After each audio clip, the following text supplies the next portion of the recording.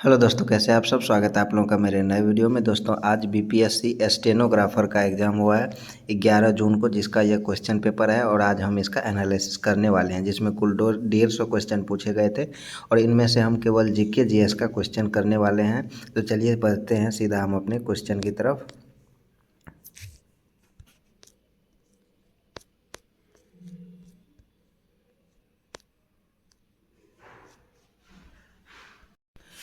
तो जैसा कि आप लोग यहाँ पर देख सकते हैं कि क्वेश्चन नंबर 54 में है पहला जीके जीएस का क्वेश्चन, जो कि ज्योग्राफी का क्वेश्चन है।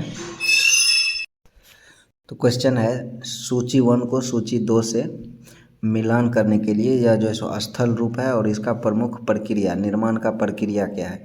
तो फ्योर्ड का निर्माण का प्रक्रिया क्या है। तो यह जो है सो हिम नदी अपरदन के कारण इसका निर्माण होता है और डेल्टा का निर्माण नदी निक्षेपण के द्वारा होता है। यारडांग का निर्माण पवन अपर्दन के द्वारा होता है और एटॉल का निर्माण परवाल वृद्धि के द्वारा होता है। तो इसका सही आंसर क्या हो जाएगा। तो ऑप्शन नंबर ए इसका सही आंसर हो जाएगा। क्वेश्चन नंबर 54 का सही आंसर है ऑप्शन नंबर ए। उसके बाद चलिए क्वेश्चन नंबर 55 देखते हैं। तो क्वेश्चन नंबर 55 है कि निम्नलिखित में से कौन सा भारत के भौतिक प्रदेशों का उत्तर से दक्षिण की ओर सही क्रम दर्शाता है। तो सबसे पहले क्या आता है, उत्तर से दक्षिण की ओर अगर भारत के भौतिक प्रदेशों को देखें तो सबसे पहले हिमालय, उसके बाद उत्तरी मैदान, उसके बाद प्रायद्वीपीय पठार और फिर लास्ट में आता है तटीय मैदान। तो इसका सही आंसर हो जाएगा option number C. Question number अगर 56 की बात करें तो क्वेश्चन नंबर 56 है कि भारत में काली मिट्टी के निर्माण के लिए मुख्यतः कौन सा कारक उत्तरदायी है। तो काली मिट्टी का निर्माण किसके कारण होता है। तो काली मिट्टी का जो निर्माण होता है वह बेसाल्टिक लावा चट्टानों के अपक्षय के कारण होता है। तो इसका सही आंसर है ऑप्शन नंबर ए।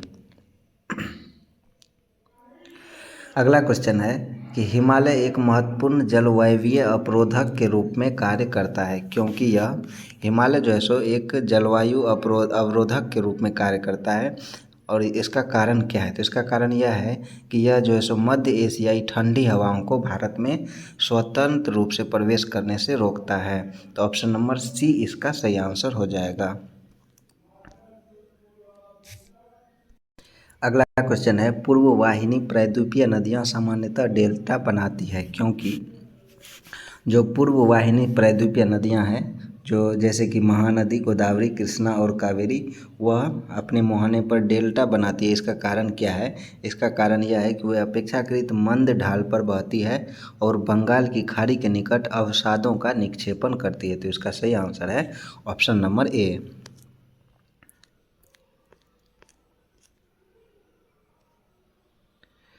अगला क्वेश्चन है 59 का कि पूर्वी भारत में लौह एवं इस्पात उद्योगों के संकेंद्रण को निम्नलिखित में से कौन सा सही रूप से स्पष्ट करता है।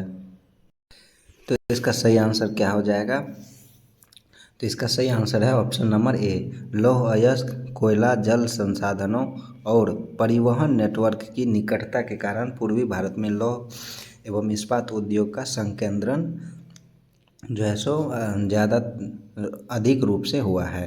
तो क्वेश्चन नंबर 59 का सही आंसर है ऑप्शन नंबर ए। अगला क्वेश्चन है भारतीय मानसून के संबंध में निम्नलिखित कथनों पर विचार कीजिए। तो अरब सागर शाखा पश्चिमी तट के साथ भारी वर्षा कराती है। तो एक जो है सो बिल्कुल सही है। उसके बाद है बंगाल की खाड़ी शाखा उत्तर पूर्वी भारत और गंगा के मैदान में वर्षा में योगदान देती है। तो ऑप्शन नंबर 2 भी इसका सही है। अगला है दक्षिण पश्चिम मानसून सामान्यतः पंजाब और हरियाणा के प्रमुख शीतकालीन वर्षा लाता है। तो 3 जो है सो बिल्कुल गलत है। तो केवल 1 और 2 इसका सही आंसर हो जाएगा। तो इसका सही आंसर है ऑप्शन नंबर बी, केवल 1 और 2। अगला क्वेश्चन है 61 नंबर का कि सर सैयद के अलीगढ़ कॉलेज को डेविड लेलीवेल्ड ने इस तरह बताया है।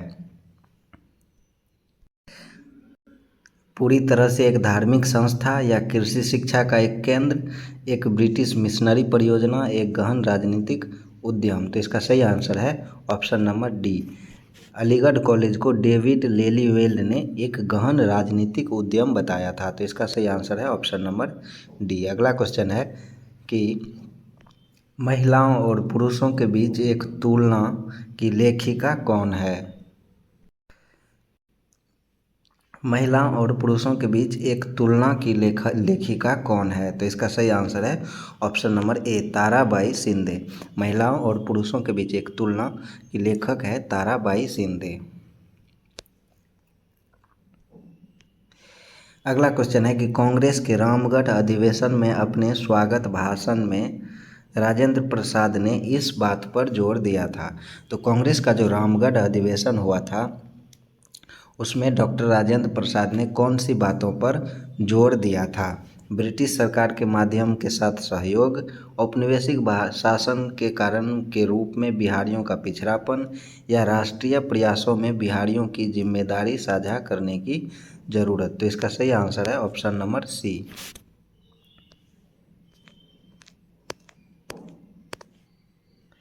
अगला क्वेश्चन है 64 नंबर कि मुस्लिम लीग की बिहार शाखा ने 13 से 14 अप्रैल 1940 को अपना सम्मेलन कहाँ आयोजित किया था। तो मुस्लिम लीग ने बिहार शाखा, जो मुस्लिम लीग का बिहार शाखा है उसने 13 से 14 अप्रैल 1940 को अपना सम्मेलन कहाँ आयोजित किया था। तो इसका सही आंसर है ऑप्शन नंबर ए, पटना में। मुस्लिम लीग की बिहार शाखा ने 13 से 14 अप्रैल 1940 को अपना सम्मेलन बिहार के पटना में आयोजित किया था। अगला क्वेश्चन है कि सूची को मिलान कीजिए, कांग्रेस अधिवेशन और उसका अध्यक्ष। तो इनमें से कौन सा इसका सही आंसर हो जाएगा। पहला है कलकत्ता अधिवेशन 1886। तो कलकत्ता अधिवेशन 1886 कहाँ आयोजित हुआ था। तो यह जो है सो कलकत्ता में 1886 का कलकत्ता का अधिवेशन की अध्यक्षता किसने किया था। तो इसकी अध्यक्षता दादा भाई नौरोजी ने किया था। 1886 के कलकत्ता अधिवेशन की अध्यक्षता दादा भाई नौरोजी ने किया था। उसके बाद इलाहाबाद अधिवेशन 1888। इलाहाबाद अधिवेशन 1888 की अध्यक्षता जॉर्ज यूल के द्वारा किया गया था। उसके बाद है कलकत्ता अधिवेशन 1890। तो कलकत्ता अधिवेशन 1890 की अध्यक्षता फिरोज शाह मेहता ने किया था। और मद्रास अधिवेशन 1898 की अध्यक्षता आनंद मोहन बोस ने किया था।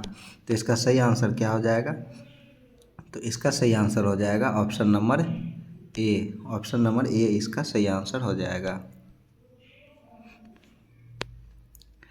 अगला क्वेश्चन है कि निम्नलिखित कथनों पर विचार करें। लाला लाजपत राय ने अपने देशवासियों को याद दिलाया कि सरकारी अधिकारी हमारी सेवा करने के लिए है, हम पर शासन करने के लिए नहीं। जेलों से या मौत से मत डरो।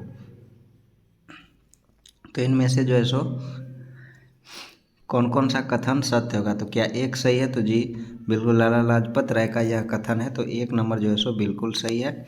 उसके बाद है अजीत सिंह ने इस बात पर जोर दिया कि भारत में 30 करोड़ भारतीय 1.5 लाख अंग्रेज़ों को उनके बंदूकों के बावजूद आसानी से हरा सकते हैं। तो 2 नंबर भी सही है। तो 1 और 2 दोनों सही है। तो ऑप्शन नंबर ए इसका सही आंसर हो जाएगा। अगला क्वेश्चन है कि निम्नलिखित घटनाओं पर विचार करें और उन्हें कालानुक्रमिक क्रम में व्यवस्थित करें। तो इसका जो है सो देखते हैं कि सबसे पहले कौन सा विद्रोह इसमें से हुआ था। तो संथाल विद्रोह इनमें से सबसे पहले हुआ था, 1855-56 में हुआ था। तो 1 नंबर पर आ जाएगा 4। तो 4 जो है सो ए बी सी तीनों में है। उसके बाद कौन सा विद्रोह हुआ था। तो उसके बाद जो है सो नील विद्रोह हुआ था, बंगाल का नील विद्रोह 1859 ईस्वी में हुआ था। तो 4 के बाद 2 आएगा। तो ऑप्शन नंबर सी इसका सही आंसर है। और उसके बाद आया था दक्कन का दंगा जो 1875 में हुआ था। और फिर आया था पंजाब की भूमि हस्तांतरण अधिनियम जो 1900 ईस्वी में यह आया था। तो इसका सही आंसर है ऑप्शन नंबर सी। बढ़ते हैं अगले क्वेश्चन की तरफ। अगला क्वेश्चन है कि 1919 के अधिनियम के बारे में निम्नलिखित कथनों पर विचार करें।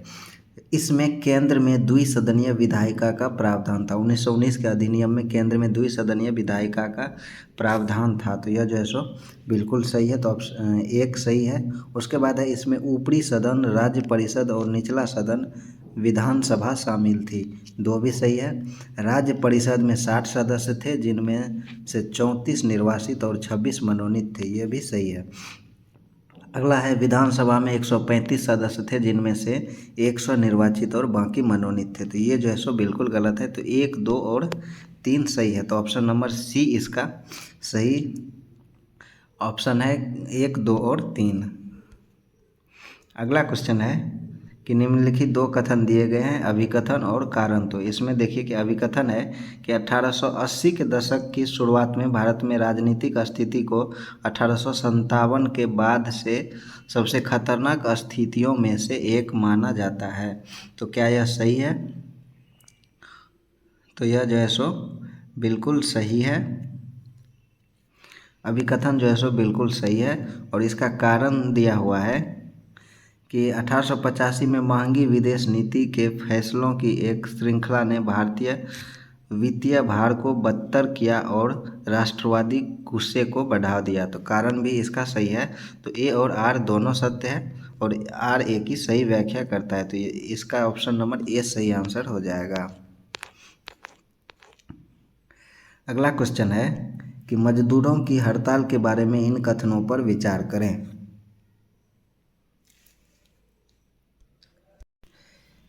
तो पहला है कि खड़गपुर लोकोमोटिव वर्कशॉप में मजदूरों ने कम वेतन के खिलाफ 1927 में हड़ताल की थी। तो जो कि बिल्कुल सही है। अगला है जनवरी से जुलाई 1928 तक लिलुआह रेल वर्कशॉप में हड़ताल हुई। ये भी सही है। 1928 में चेंगेल और बोरिया में जूट मिलों में हड़ताल हुई। ये भी सही है। अप्रैल से अक्टूबर 1928 तक बॉम्बे कपड़ा मजदूरों की हड़ताल हुई। ये भी सही है। तो 1, 2 और 3 तथा 4 ये सभी सही है। तो ऑप्शन नंबर सी इसका सही आंसर हो जाएगा। अगला क्वेश्चन है कि सामुदायिक विकास कार्यक्रम प्रारंभ में कितने विकास खंडों में शुरू किया गया था? तो यह जो है सो 55 विकास खंडों में शुरू किया गया था। तो इसका सही आंसर है ऑप्शन नंबर बी। अगला क्वेश्चन है कि सामुदायिक विकास कार्यक्रमों में किसका खतरा बताया गया है? सामुदायिक विकास कार्यक्रमों में किसका खतरा बताया गया है? तो इसमें जाति और वर्ग पक्षपात का खतरा बताया गया है। तो ऑप्शन नंबर बी इसका सही आंसर है। अगला क्वेश्चन है भारत में सबसे पहले पंचायती राज संस्थाओं की स्थापना किन राज्यों में की गई थी? तो भारत में सबसे पहले पंचायती राज संस्थाओं की स्थापना आंध्र प्रदेश और राजस्थान में किया गया था। तो इसका सही आंसर है ऑप्शन नंबर सी। अगला क्वेश्चन है कि किस समिति ने 2 स्तरीय पंचायती राज प्रणाली की सिफारिश की थी? तो 2 स्तरीय पंचायती राज समिति की सिफारिश अशोक मेहता समिति के द्वारा किया गया था। तो इसका सही आंसर है ऑप्शन नंबर बी। अगला क्वेश्चन है संविधान के अनुसार संघ की कार्यपालिका शक्ति किसमें निहित होती है? तो संघ की कार्यपालिका शक्ति संविधान के अनुसार राष्ट्रपति में निहित होती है। तो इसका सही आंसर है ऑप्शन नंबर सी। अगला क्वेश्चन है कि राष्ट्रपति संसद का अधिवेशन बुलाने और स्थगित करने की शक्ति किस अनुच्छेद के तहत रखते हैं? तो इसका सही आंसर है ऑप्शन नंबर बी, अनुच्छेद 85 के तहत। अगला क्वेश्चन है कि किसके पास यह निर्णय लेने की शक्ति है कि कोई विधेयक धन विधेयक है या नहीं? तो कोई विधेयक धन विधेयक है या नहीं, यह शक्ति किसके पास है? तो इसका शक्ति जो है सो लोकसभा के अध्यक्ष के पास इसका शक्ति होता है। तो ऑप्शन नंबर डी इसका सही आंसर है। अगला क्वेश्चन है कि राज्यसभा की विशेष शक्तियों से संबंधित निम्न तालिका पर विचार करें। तो अनुच्छेद है 249। पहला तो अनुच्छेद 249 किससे संबंधित है? तो अनुच्छेद 249 में दिया है यहाँ पर कि संसद राज्य सूची पर कानून बना सकती है। 312 में अखिल भारतीय सेवाओं का गठन, 368 में संविधान संशोधन, तो 368 तो यहाँ पर जो है सो बिल्कुल सही मिलान दिया हुआ है। उसके बाद है मंत्री परिषद की जिम्मेदारी अनुच्छेद 75 में है। तो इसका देखते हैं कि यह पूछ क्या रहा है। तो इनमें से पूछा जा रहा है कि इनमें से कौन से राज्यसभा की विशेष शक्तियों से संबंधित है। इनमें से कौन सा जो है सो राज्यसभा के विशेष शक्ति से संबंधित है। तो राज्यसभा का जो विशेष शक्ति है उससे केवल 1 और 2 यानी कि 249 और 312 यही संबंधित है। तो ऑप्शन नंबर 1 और 2 इसका सही आंसर हो जाएगा। ऑप्शन नंबर ए इसका सही आंसर है। केवल एक और 2 इसका सही आंसर है।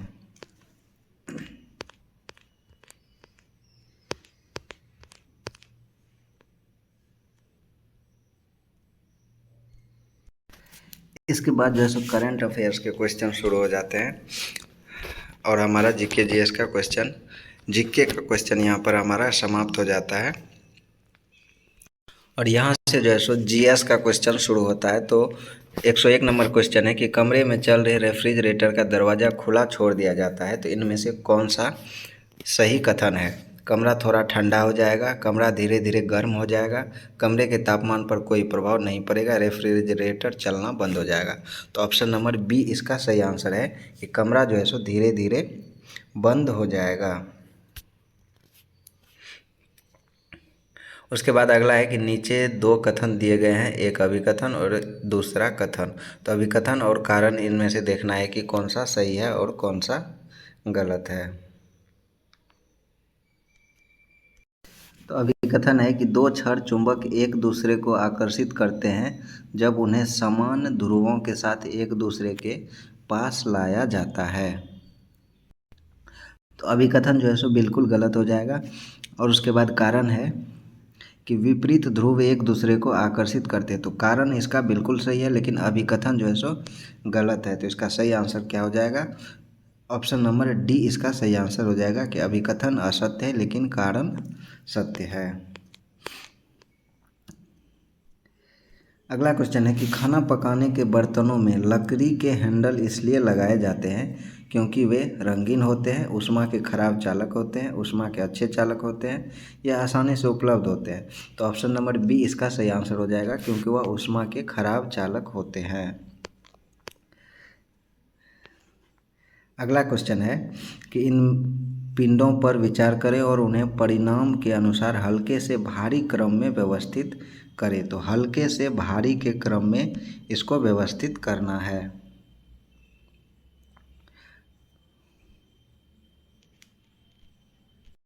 तो इसमें सबसे पहले नंबर पर आ जाएगा परमाणु का द्रव्यमान। हल्के से भारी की तरफ अगर जाएंगे तो इसमें सबसे हल्का है परमाणु का द्रव्यमान।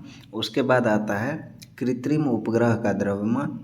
उसके बाद पृथ्वी पर मौजूद कुल ठोस पदार्थ का द्रव्यमान और फिर आता है पृथ्वी का कुल द्रव्यमान। तो सबसे लास्ट में आएगा ऑप्शन नंबर 2। तो ऑप्शन डी इसका सही आंसर है। अगला क्वेश्चन है कि ग्रीन हाउस प्रभाव पृथ्वी की सतह को रात में गर्म रखता है, रात में ठंडा रखता है, नम रखता है, धूल भरा और ठंड रोधी रखता है। तो इनमें से कौन सा इसका सही आंसर हो जाएगा। तो इसका सही आंसर है ऑप्शन नंबर ए, रात में गर्म रखता है। अगला क्वेश्चन है दूरी की निम्नलिखित इकाइयों पर विचार करें और उन्हें परिमाण के अनुसार बड़े से छोटे क्रम में व्यवस्थित करें। तो दूरी के मात्रक के रूप में इनमें से कौन सा सबसे छोटा है और कौन सा सबसे बड़ा है। छोटे से बड़े के रूप में हमको लेकर जाना है।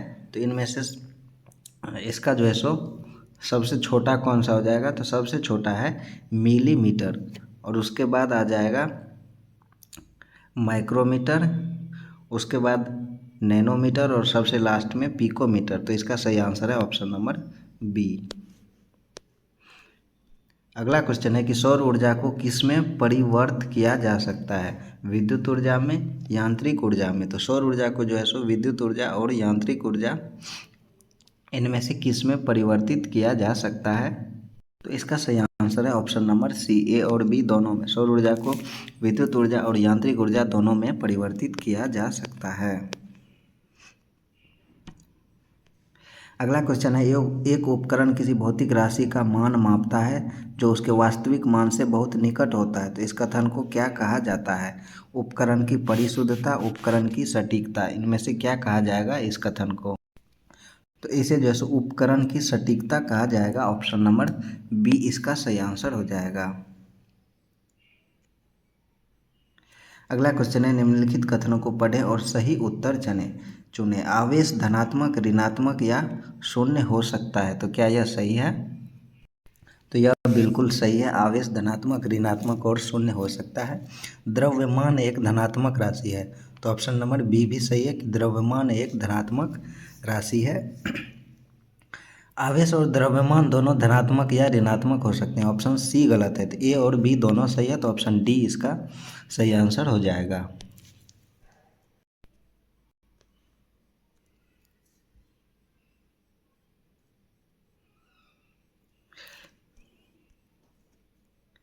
अगला क्वेश्चन है, अभिकथन है कि एक घरेलू विद्युत उपकरण जो 3 पिन वाले सॉकेट पर काम करता है, शीर्ष पिन को हटा दिए जाने पर भी काम करता रहेगा, तो क्या यह कथन सही है?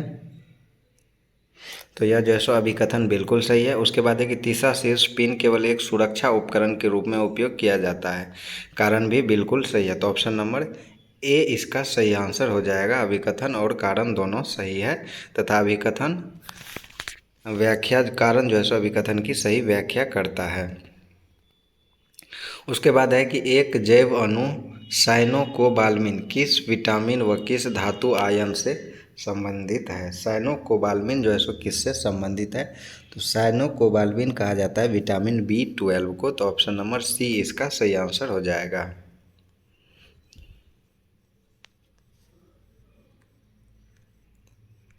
तो इस वीडियो में यहीं तक रखते हैं।